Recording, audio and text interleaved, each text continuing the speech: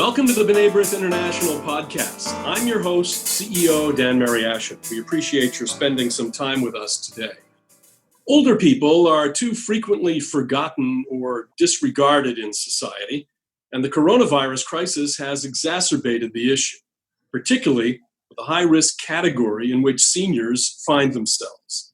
And that's why I'm delighted today to be joined by Tiffany Woolf and Noam Dromi, co-creators of the new digital series Dispatches from Quarantine. Episodes focus on the life of older legends like Norman Lear, Ellyn Burstyn, Larry King, and most recently, the late Carl Reiner.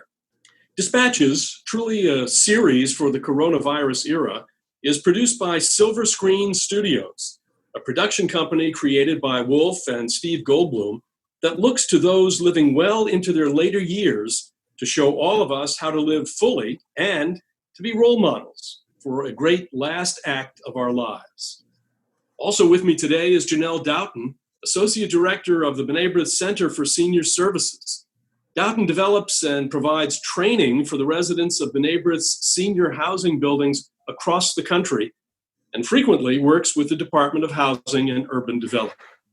Janel and I will be speaking with Tiffany and Noam about the inspiration for the series, lessons from the seniors, including celebrities and those not in the public eye, that Woolf and Dromi have interviewed, and why we need to continue celebrating our seniors even after the COVID-19 pandemic hopefully recedes. Tiffany, Noam, it's great to have you with us today. Welcome. Thank you so much, Dan. Thank you for having us. Thank you, Dan. It's a pleasure. Tiffany, let's start with you. It's the typical first question, but it's the most important question, perhaps. What inspired you to create this series as an offshoot of your normal Silver Screen Studios programming? And Noam, how did you get involved? So, thank you for asking that question. We started Silver Screen Studios a few years ago. It was a passion project for me because I lost my parents very young and realized that I needed the older role models to help navigate life's major milestones, and was really craving that cohort in my life. I really was looking for surrogates, if you will, to fill their shoes. So I set out over the years interviewing incredible older role models. We traveled the country and captured their stories, and we recently premiered one of our, we have 3 series, and one of them called Coming of Age, of some of the new interviews we've conducted over the last year. And then, of course, coronavirus hit. And we, like everybody else, thought, well, what do we do with this time and this situation? And we really wanted to get the stories out there because we felt that honoring and storytelling around older role models and seniors was more relevant and more important than ever. Not only that elder communities were more isolated than ever, but they were the more resilient to kind of teach us all how to get through this. So we pivoted, as you could say, to Dispatches from Quarantine, where we thought, well, what can we do now? What are the digital tools that we can use now to continue storytelling and to continue the series in this really unusual moment in time? So it really was just this idea we had, and we ran with it with, okay, well, we really want to encourage people to call their older loved ones and to check in with them, record their insights, because as we all know, time is of the essence. What we didn't know was that we would have the tremendous good fortune of interviewing some of the most incredible legends that we love that agreed to be a part of the series. So it was really just kind of happening in real time, being able to talk, as you mentioned, from Carl Reiner to Larry King and Norman Lear. And it just, the fact that they were gracious enough to do these interviews at this time really was unexpected and a real delight for us, and a real treat to capture them under this time under quarantine. And Noam, when did you join the project? Sure. So Dan, Tiffany and I are members of an organization called Reboot, which sort of considers itself the premier Jewish arts and culture research and development hub for creative practitioners who tell stories and generate ideas that are symbolic and representative of Jewish values. I've been a part of it almost for 20 years now. It's funded by, incredible funders and donors like the Bronfman Philanthropies, the Righteous Persons Foundation, and a number of other great groups. And over the course of the last year and a half, I've transitioned from just being a member to actually running their incubator, accelerator, hybrid, the content studio for the organization. Tiffany brought the project to Reboot in 2018, and it was really born as a seed of an idea, as she already reinforced, speaking to the notion of capturing the stories of older adults, and also a big belief that the oral histories of people, and particularly, our incredible community of Jewish elders, could really be an important archive that we wanted to make sure to capture in a meaningful way. So when I came on board as the managing director of what we call Reboot Studio, I was given a list of projects that were in some phase of ideation and development. And I immediately gravitated towards the work that Tiffany and Steve Goldbloom at the time had so ably done, because I come from a family with a father, my late father, who was a journalist, and a mother who was a clinical social worker, whose area of expertise is specifically older adults and group work, and helping caregivers who are navigating older adults and their families who are dealing with dementia and other issues of that nature. And a quick sidebar, when we first moved to this country from Israel, my parents started a newspaper distribution business. And one of the titles that we would distribute to stores and newsstands was the B'nai B'rith newspaper. So I feel like a long-standing connection there. Anyway, all that simply to say, Tiffany and I sat down and we looked at the project and started to discuss a vision for what it would look out 12, 18, 24 months out, under the purview of creating it as a digital media studio. And we thought to ourselves that an effective way of doing that and scaling it would be to create kind of these series that would focus on different aspects, a more straight, pure play documentary series, ideas of how you interact older generations with younger generations, and sort of created a content calendar of the types of programs that we would want to make. And then, of course, after, as Tiffany indicated, we had the good fortune to travel to LA and San Francisco and Detroit and other places and meet some incredible seniors. When we were really intending to launch that content out, coronavirus happened, and we knew our work was more vital than ever. And thus was born Dispatches from Quarantine, which is the show that had the good fortune to interview Carl Reiner and some of the other celebrities you spoke about. Well, we'll talk more about the celebrities perhaps in a bit in detail. But I think part of the genius of this project and of your program is that you don't have to necessarily be a celebrity or a personality. All you have to be is a senior. You've lived a life and you have something to say about it or about any subject that you raise. And I think that's this hybrid of bringing well-known people together, people who are not as well-known, but nevertheless have had the same life experiences in many ways, that really, I think, makes this project shine.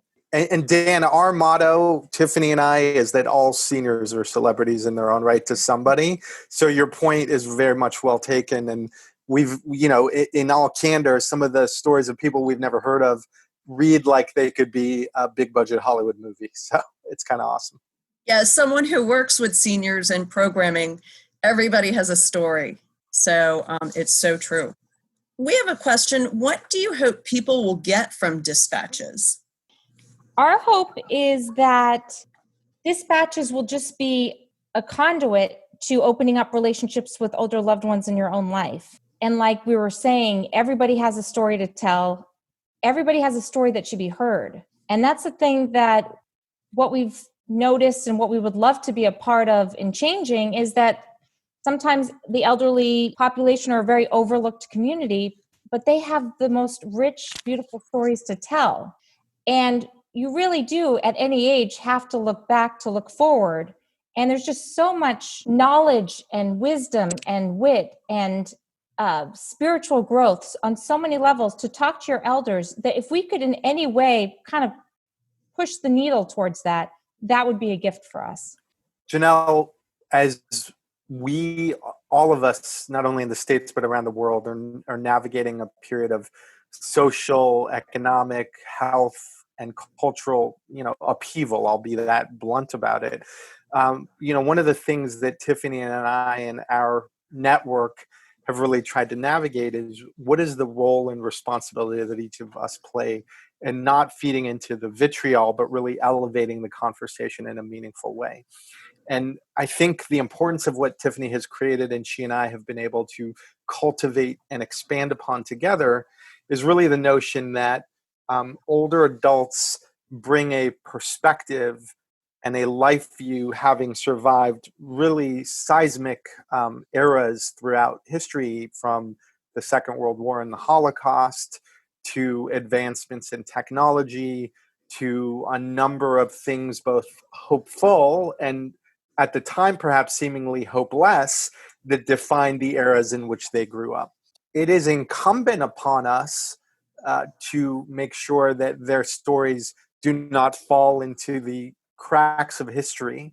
And we succeed best when those who watch our content are inspired to call their older loved one, to do a Zoom session, to find a mode to communicate with them and capture their stories. Because what we want to do is become the archive for those incredible stories that might otherwise be lost if they're not captured. If you don't mind, if I can just mention also, part of our vision is this kind of idea of intergenerational storytelling. So I worked recently with a nursing home here in San Francisco, the Campus for Jewish Living, where we brought in high school students to interview and make films about the residents. And it was amazing. And not only was it the outcome of the film, but the experience itself was just really beautiful to watch both generations be inspired by each other. And so we would love to have this archive of incredible films, but we also want people just to have the experience and just to have the good stuff in between of talking to your older loved ones and your relatives and sitting with them, no matter what the outcome is as far as the recorded outcome, but just having the experience as well is important.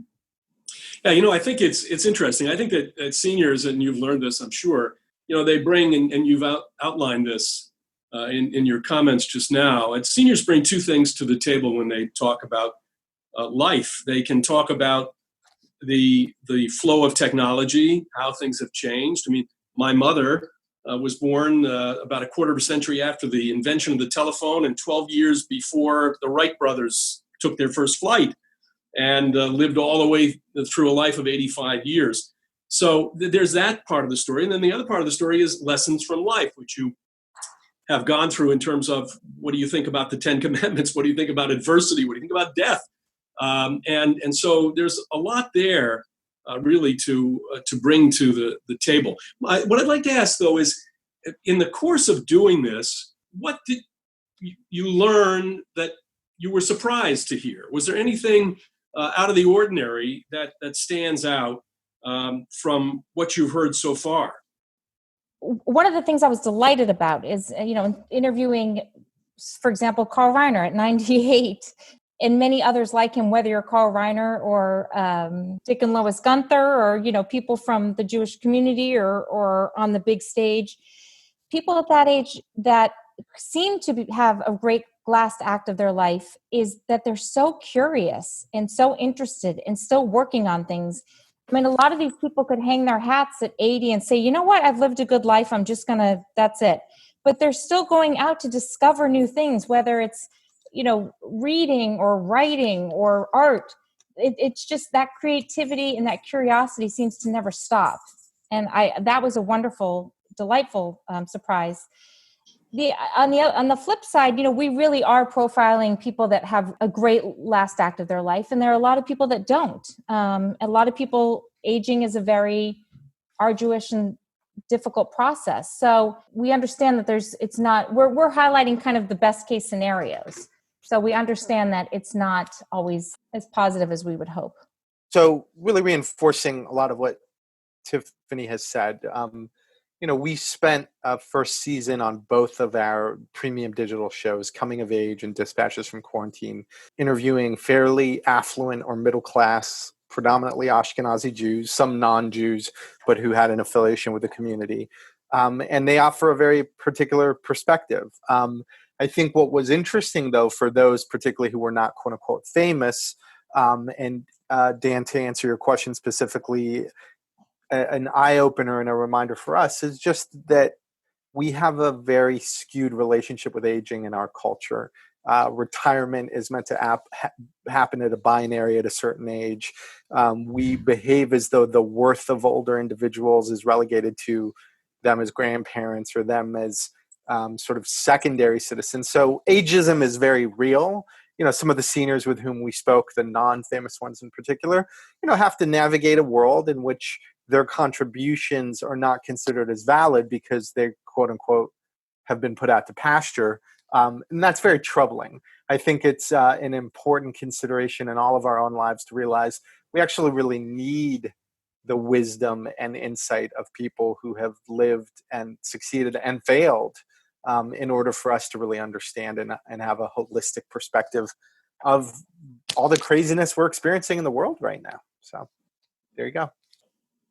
So we came up at B'nai B'rith with the idea for a national writing project for our building residents during the pandemic, asking our residents to share their stories of resilience and hope. So that seems to come up in some of your interviews. The one with Ellyn Burstyn in her quarantine interview talks about overcoming adversity and holding steady in a storm as keys to working through the quarantine. What do you think of those two things as secrets to dealing with the pandemic? And can you talk about the theme of adversity and resilience in regards to our older loved ones? That's a wonderful program you're implementing. I think, obviously as you get older, from what I'm learning, you have more adversity. It just comes with the territory. I think as you get older, from what I understand from my interviews, we interviewed a woman named Risa Eaglefeld, who was 102 years old and escaped Nazi Germany as a child, outlived all her children and her husbands. Talk about adversity. And she keeps positive affirmation Post-it notes all over her refrigerator, and talks about you must always follow the blessings, which she's become a role model to me. But I think what people learn, and I've learned, I've had, of course, my own adversity, as we all have, that adversity is part of life, and it's really how you handle it. And it's really kind of an important thing to look back to realize that, as Norman Lear says, everything that's happened to you, every moment, every bad moment in your life, every troubling times leads you to the moment of where you are now. And I just feel so lucky that we get to be the kind of recipients of all this knowledge around resiliency and adversity, because I think that's something younger generations really need to understand. And really, this is our first hit with adversity for a lot of generations, and how you deal with it mentally and spiritually and have a well-being around it is really something we can look to our older loved ones to help navigate. Janel, just to really reinforce that sentiment, we're at a time, I think, that just feels for many, people, maybe Gen X and younger, in some respects, very overwhelming. We're navigating uncertain economic conditions, health conditions, just outcomes that we can't really know for certain how they will turn out. When we talk about resiliency, as Tiffany said, the consistent theme that we found with those older adults with whom we interacted is that even in the face of incredibly daunting and challenging circumstances, whether they were the death of a spouse or cancer, let alone some of the bigger cultural and social movements that they were at the center of in many respects. Some of our seniors were very involved in the civil rights era and actively marching and protesting there too, is that they always felt like they had a sense of purpose, that they were not allowing conditions to define them, but they wanted to be, as Tiffany's mother said, sitting at the head table of life in some respects. That was a quote that I think her mother or father used to say years ago.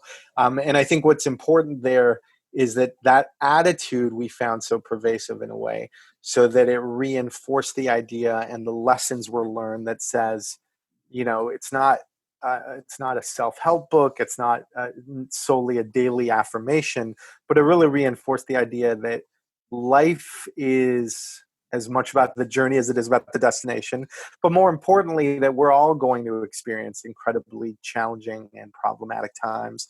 And what defines us is how we show up in those moments. What defines us is how we react and navigate those outcomes. And candidly, it's great to hear it from people who talk the talk and walk the walk. And that, for me personally, has been one of the most positive and inspiring outcomes of speaking to these incredible seniors. So Ellyn Burstyn talked about overcoming adversity, and in the Larry King interview, King says that curiosity has kept him going.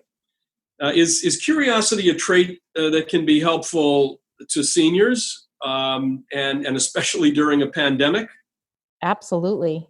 That's again a thing that's surprised me. I don't know if this got into the episode, but Larry King said he loves obviously talking to people. Now, Larry King was a dear friend of my father's, so that was an easy ask, which was so nice to reconnect with him. The last time I actually saw him was at my father's funeral in 1993. So I picked up the phone and called him. I said, "Hi, Larry, it's Tiffany Woolf." He said, "How you doing?"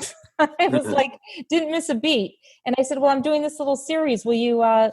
Would you mind doing it?" He said, "Now?" I said, No, I'll call you back with the Zoom information and all that. And we ended up having not only was it a great to be able to interview the greatest interviewer of all time, but wow, it was like a walk down memory lane of talking about how much he missed my dad and their friendship. And it was very personal and special. And, but he talked about how much he loves people and how he just it doesn't have to be kings and queens and heads of state. He loves talking to anybody, where he said, "You don't want to sit next to me on a plane," which I don't know if that applies now, but in pre-COVID times, he said, I would talk your ear off on a plane because, I just want to, I'm interested and curious in people. And Marion Ross, who she reads all 3 papers in the morning before she gets up to go into her garden at 92. And she's just finishing a book about Thomas Jefferson after finishing a book about George Washington. Again, that's been the thread, I think, of these interviews. And again, people, that aren't in the spotlight, like Risa does her calisthenics every morning and then plays piano.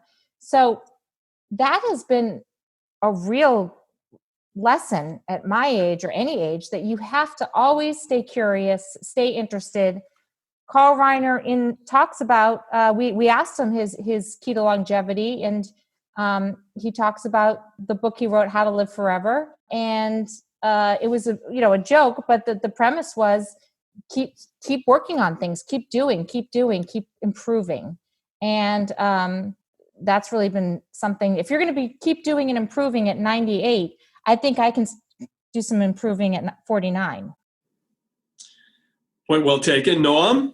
So what occurs to me is this environment that we find ourselves in the world. And Dan, I keep coming back to kind of drawing a corollary between the world as it exists today and how we're inspired and informed by these seniors. Not that Twitter or social media are really a lens into the real world per se, but it seems like everyone is incredibly certain and myopic about their points of view about any range of subject matter. And they're not really interested in something that takes them outside of their confirmation bias. They don't want to inquire about the world and learn new things and sort of seek out new ideas. And what was so important about what these seniors consistently reinforced and remind us is, they don't have any of the answers. We didn't come to them for the wisdom of the sages, the wisdom of the ages, as if to say, we know and this is the thing, we are the oracles. They offered a very expansive and differing point of view about a range of subjects. We had someone by the name of Florine Rosen who talked about the anti-Semitism that she experienced from other Jews when she was a younger person, in terms of being the right kind of Jew, and how that really tainted her perspective about organized religion. We talked to people like Lawrence Kubik, a beloved agent who was the first agent to Sylvester Stallone and Arnold Schwarzenegger, who talked about the perspective of, being a Hollywood Jew and then going to high holiday services with, at the time, his infant daughter, who didn't respond to one and then went to a children's service at another and said, "I love drive-through synagogue." And I share all these examples with you simply as a frame of reference to say that the curiosity part is in the knowing that you don't know. And what was incredibly refreshing is that these were still people who were open to learning, who were excited, first of all, that we took an interest in them, but also who were learning social media and learning how to create content and engage with their grandchildren and children and other young people who were in their lives. The ability to do that and not feel overwhelmed by it, not feel as if those things don't relate to you because you're of a certain age, I think that's incredibly important, and a lesson that I hope our generation and future generations continue to consider. So, do you think you will continue doing dispatches after quarantining is no longer necessary? And also, do we pay enough attention to our seniors? The first answer is yes. We are continuing dispatches from quarantine. We're actually working on season 2 already. We've already interviewed some amazing people for season 2, including John Amos and Marla Gibbs. And so, yes, we are moving full steam ahead with season 2. We don't pay enough attention to seniors, and I don't know if that's more of a national issue, or I know it's very different in different parts of the world, but that's why we call it Silver Screen Studios, and that's why the idea is to shine a spotlight on our seniors, to give them the platform, give them the light and the space to be seen and to be heard. So I would say no, we do not give attention enough to our seniors. And gosh, if we could, I used to say, and it's kind of a joke, but if we could give, 2% of the attention that goes to like the Kardashians, that could go to the seniors in your lives, well, maybe that would be something, wouldn't it? I want to take it a step further. We're actively doing harm to our seniors. We exist in a culture not only that, as I said, has a skewed relationship with aging and a quest for eternal youth, but sadly, I lost my father 20 years ago to early onset dementia. He spent the last number of years of his life in nursing homes. And in the last 20 years, because my mother has an expertise in this arena in her professional life, you go into these places and it's just terrible. Literally, families become overwhelmed by the inability to care for older loved ones. They're put in often institutionalized like settings, not visited, not really provided with meaningful support. And it's an abomination what we do. I think that, as Tiffany and I continue to build on the work that she implemented and go beyond just this notion of creating these fun little series that hopefully, are getting some traction on the internet and in other places, we really want to start to do more of what she described with the high school students coming to see seniors, and really be active practitioners in setting an environment that reconnects us to older people, that reinforces the importance of capturing their stories, and that takes the minimal effort of just having people, big brothers, big sisters is a really cool thing. Why aren't we doing that for seniors? We need to pay more attention to them because we're all going to be them. And if we don't figure it out now, it ain't going to be pretty for us either. Well, I'd like to go back, if I can, to Carl Reiner, because as we're doing this program, he just passed away just a few days ago. And he certainly was an American original, an American treasure. As a young child, I watched him with Sid Caesar and Imogene Coca, and then all the way through up to the end. He really was seemed to be an amazing human being. Just as when you called Larry King, Tiffany, what was Carl Reiner's response? Because he has really taken an interest in seniors and in kind of setting an example of himself in a very positive way to other seniors. So how did that work when you got him on the phone? Oh, well, this is incredible. Maybe this is the sign of being under quarantine and people are just more open to new things. I cold called Carl Reiner. I looked up Google and found his management company and called them and sent an email, and it got to his assistant, and then it got to Carl. So it was unbelievable to me that, wow, I picked up the phone, someone answered it as management company. I got to send the email, and then boom, sure, Carl will do it. And we almost fell off our chairs with excitement. We couldn't believe it. And as you know, and as you said, Carl Reiner was very prolific to the end. He had a very active Twitter account. We don't know why or how we got to be the recipients and have the good fortune of being his last interview. I still am trying to figure that out. It just seems like in a way a beautiful gift to have, and we feel grateful and sad and all of it for the opportunity.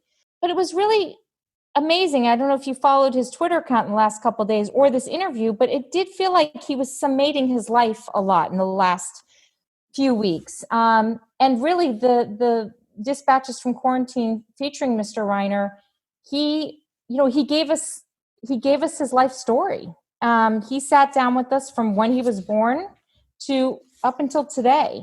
And what a time capsule. It was, again, it was Carl Reiner. So of course this has gone viral and we've gotten attention that we, are honored to get and saddened to get because of his passing. But, as we've talked about, everybody should be interviewing their older loved ones to get the story from the beginning to the end, to have this time capsule and to have, we realized after Mr. Reiner died that our work is more important than ever because really time is of the essence. And that when your loved one is gone, you don't have that opportunity. And if I can just mention, when I was a little girl, my Hebrew school had me record my parents on a cassette with a boombox. And I was about 8, 9 years old, and I interviewed my parents, and you can hear the rattling in the kitchen, and you can just hear kind of the everyday goings-ons. And I interviewed my parents, and I found that cassette recording a few years ago, and that was part of one of the reasons why I started this series was, wow, what I would give to talk to my parents again. I'm so happy I have this little cassette tape that I found in a box. And gosh, I wish I could talk to them now. And what I would love to be able to give people the gift to know you should do this now because you just never know. Yeah, well, it was Beshert in both cases. Beshert that Carl Reiner gave his last interview with you, and Beshert that at the age of 9, you were already getting ready for this series, where I really appreciating the importance of talking to your parents. Noam, how about you? When you learned that Carl Reiner was in, how did you react?